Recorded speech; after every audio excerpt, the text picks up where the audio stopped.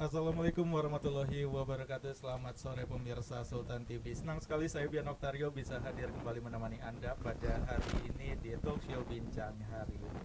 Bagaimana kabar Anda pada hari ini? Mudah-mudahan dalam keadaan yang baik-baik saja, sehat-sehat selalu, dan tetap diberikan kelancaran dalam menjalani aktivitas Anda. Dan selamat menjalani ibadah puasa untuk Anda yang menjalani ibadah puasa. Dan seperti biasa, kita akan menemani Anda dengan perbincangan hangat di mana pada hari ini kita akan membahas mengenai pendidikan inklusif khususnya di Banten. Dan hari ini juga akan menjadi kegiatan rilis dari survei potret pendidikan inklusif di Banten yang dilakukan oleh Gawe Kota Institute dan juga Nalar Banten.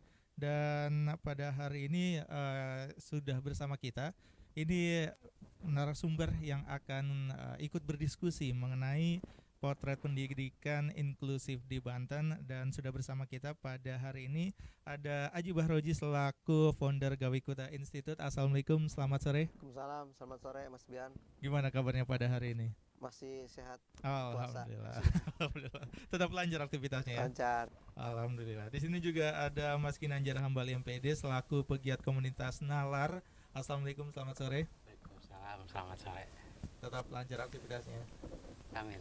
Amin. Dan di sini juga ada Dr. Ik Nurul Paik MPD selaku akademisi dan juga dosen UPI Bandung. Assalamualaikum, selamat sore. Selamat sore, Mas Dian. Tetap lancar aktivitasnya. Insya Allah tetap semangat. Oke, siap.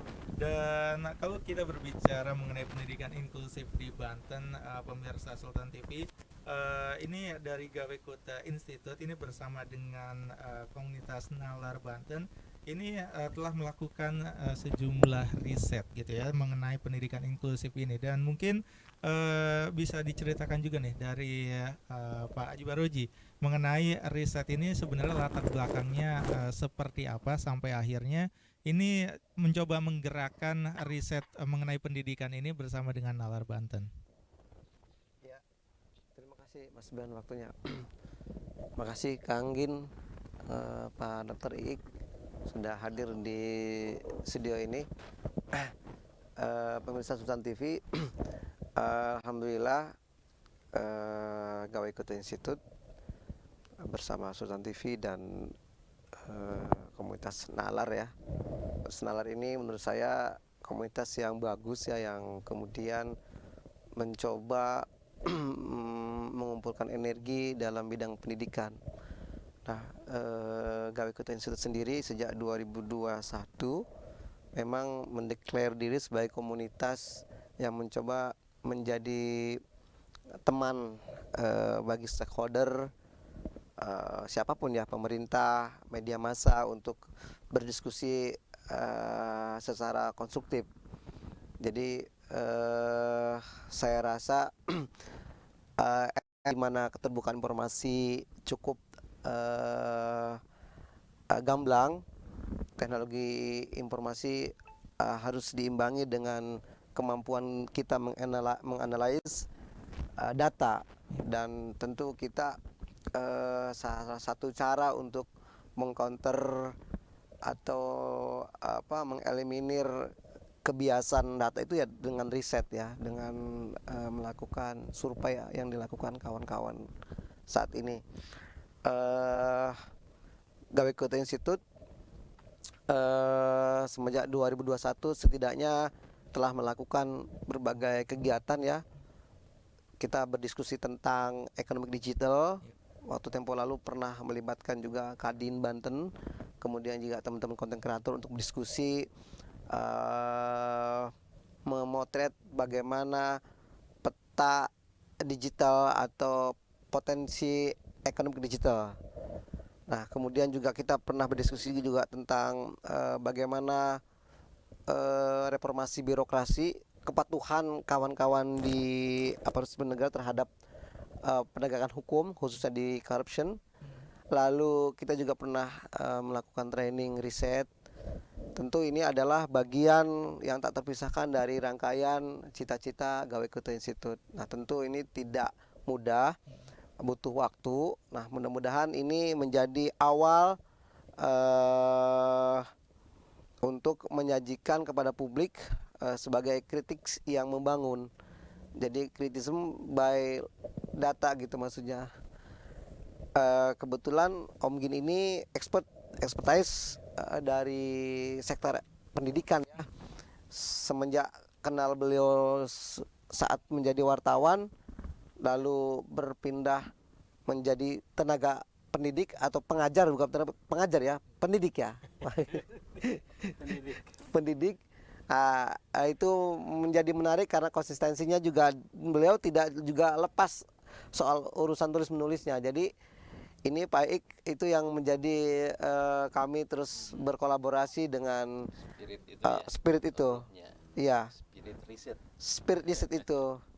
Jadi tong sampai kayak orang Banten ngacapruk tapi itu bukan data kan.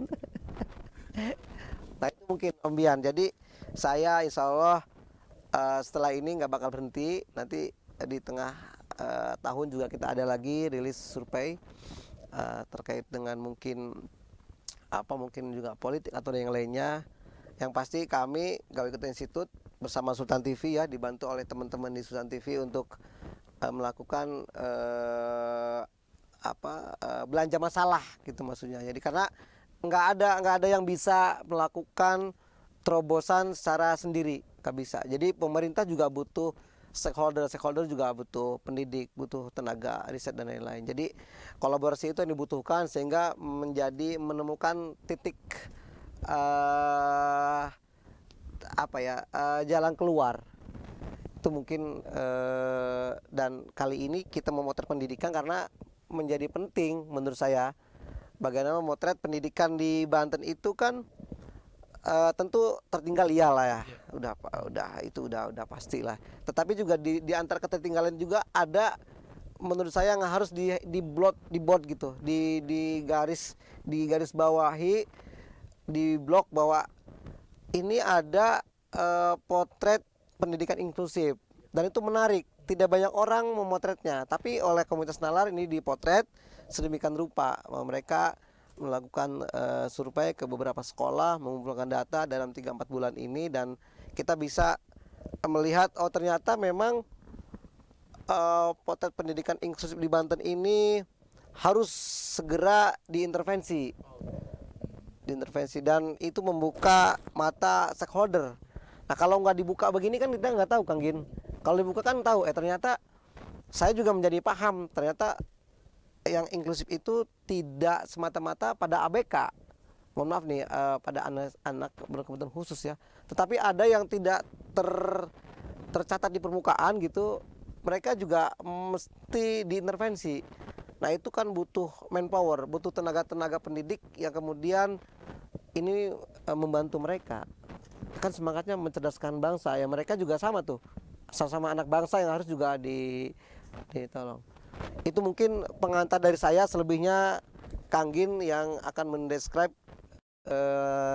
riset surupanya. Nanti ada Kang Ik juga mungkin bisa ngasih feedback sehingga nanti bisa menjadi big data buat stakeholder, buat pemerintah.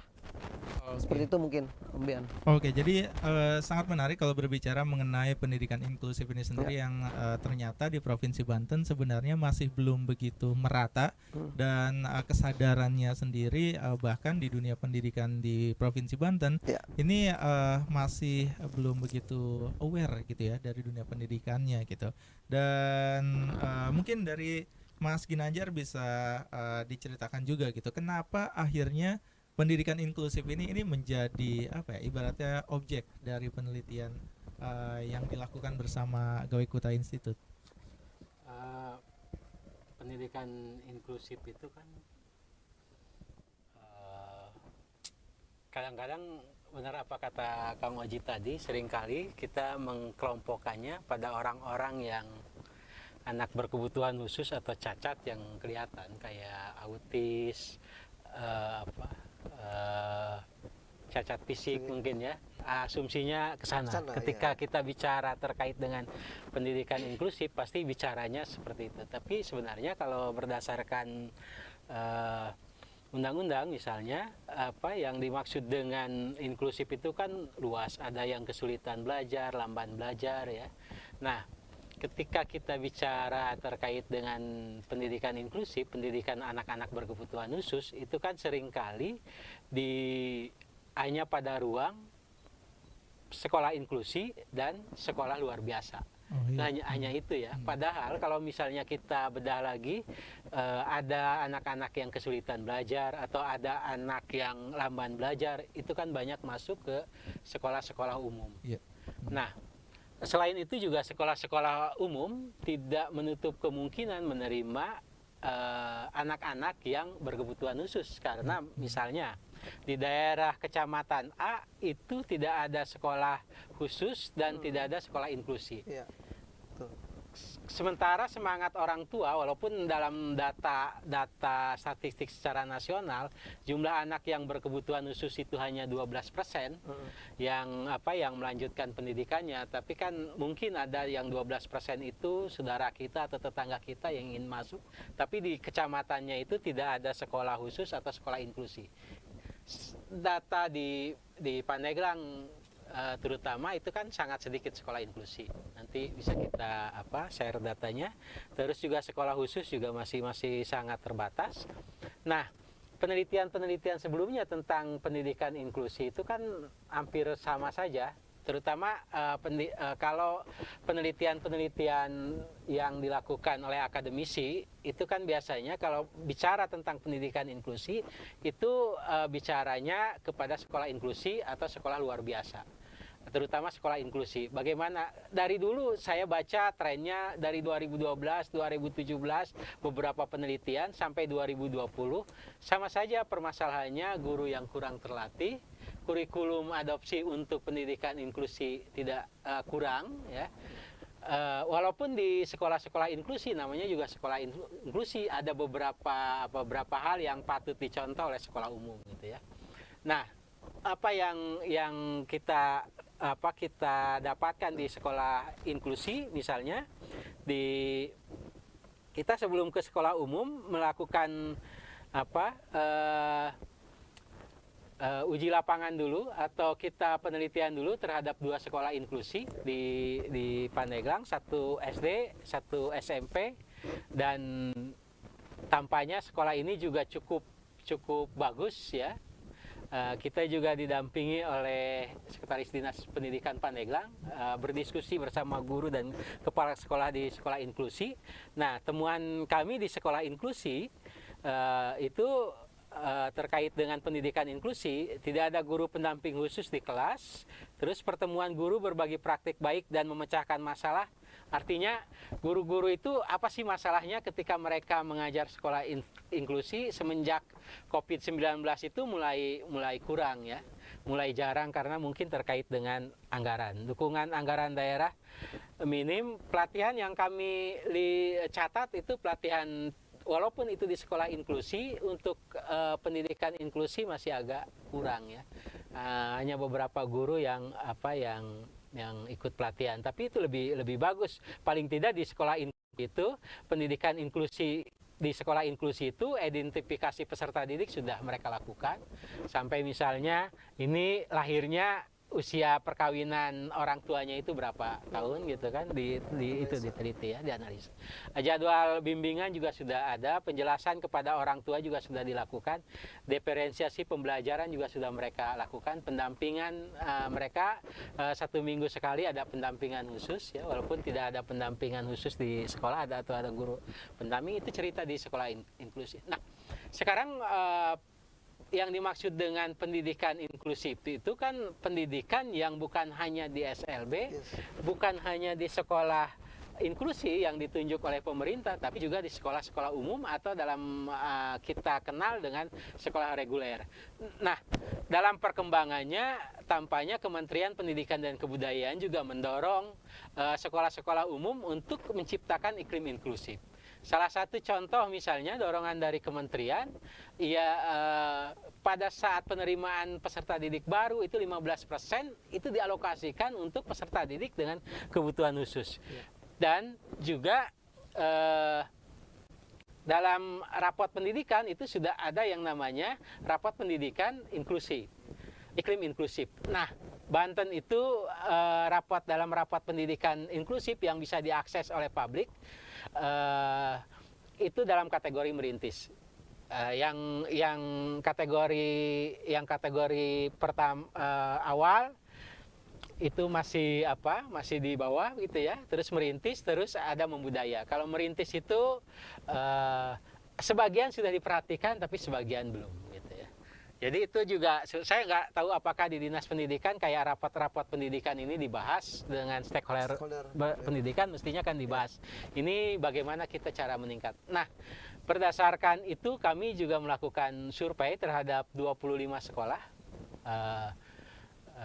Dari itu bacaan kami itu ternyata secara umum ya, sekolah-sekolah pada umumnya itu belum mengidentifikasi peserta didik yang berkebutuhan khusus. Apa identifikasi terutama yang kita pingin dorong itu bahwa di setiap sekolah itu pasti ada anak yang lamban belajar atau ada yang kesulitan belajar. Dari 900 anak misalnya di SMA negeri pasti ada yang kesulitan belajar, lamban belajar. Itu kan tidak bisa dipaksa anak ini untuk misalnya mengejar, kita ngomong PISA, kita ngomong ujian nasional, seleksi perguruan tinggi negeri. Walaupun kalau misalnya si guru itu, ada beberapa kasus dari hasil survei kami, beberapa kasus di sekolah ternyata ada beberapa anak yang kategori lamban belajar ternyata dia masuk perguruan tinggi negeri.